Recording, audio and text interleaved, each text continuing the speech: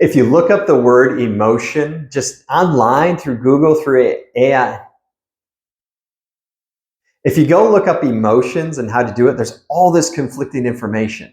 And so I thought I would kind of dive in through two emotions and kind of just give you a breakdown of them, just how they work in your everyday and how you can follow these laws better so that you'll be happier and healthier. So we're going to walk through two emotions. We're going to walk through the law of duty and the law of non-interference by using an analogy. Now, we both know the law of duty and the law of non-interference, these two emotions, because we've seen their opposites. Now they're opposites. The opposite of duty is going to be jealousy, and non-interference is going to be envy. And so we're going to use an analogy in order to help better understand how to utilize these in our everyday world. Now imagine everyone in the world has a flashlight. And they can take this flashlight and they can kind of just show it around them. And this keeps them from bumping into people, and it keeps them from bumping into trees and plants and everything else in their environment.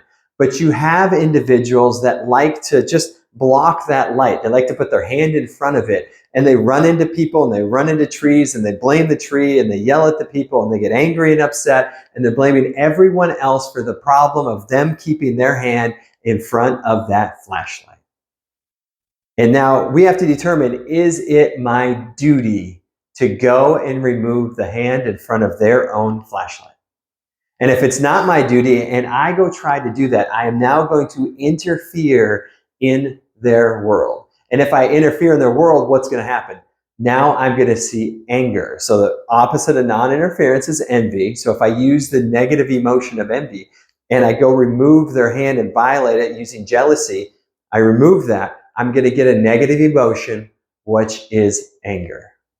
And when I get that anger, I may be like, why am I getting this? I'm trying to help you. But we're not understanding to follow duty means, is it my duty to step in and remove their hand? And if it's, is it not? It may not be my duty to do that. That person does not want their hand removed. They put it there to keep themselves safe for some reason I may not know. Now, when does it become my duty?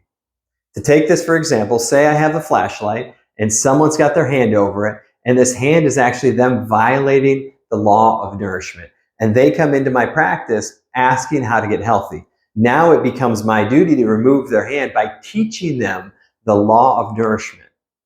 And once I teach them the law of nourishment, I don't even have to remove their hand because they can remove it themselves. I also haven't interfered in their world because they came asking for help.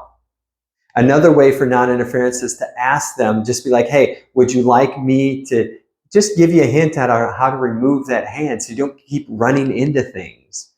Oftentimes people will say yes and sometimes no, and you have to be okay with either response. Now take our example of me helping someone in an office setting and helping them to obey the law of nourishment. Now, let me take that same idea where I teach them about food and to make better choices, and I go out to the beach and I see someone just eating a bunch of junk food, and I decide I need to go up to that person. I have the information and I need to share it with them and tell them they shouldn't eat junk food because it's terrible for their health.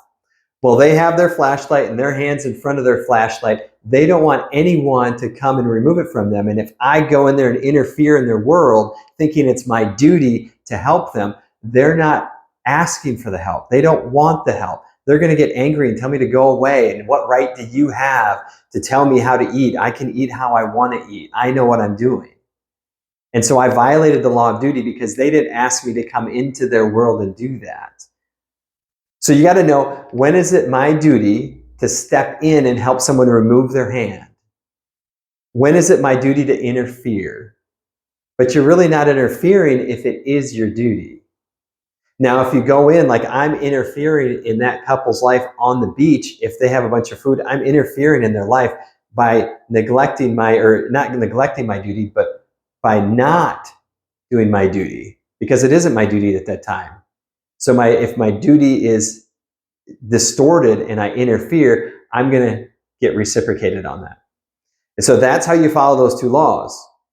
Should I help that person or should I not? When is it the appropriate time? And the more you can follow that, the healthier and happier you're going to be. You're going to realize that certain situations call for you to act, and some situations call for you to just remain just passive and sitting. It's not your job to step into every situation. That'll keep you from interfering in so many things in your world, and you're going to find that you have a degree of peace of that. You're going to be happier and you're going to be healthier. And if you're someone that struggles in this area and need help, just reach out. I'd love to just kind of walk you through, assist you, help you in any way that I can, because that's going to make you healthier. And I'm all about helping people become healthier and teaching you through videos like this. I'm Dr. Mike Pat with Blue Waters Health Center. If you need anything, feel free to reach out. Otherwise, you can find me at bluewatershealthcenter.com.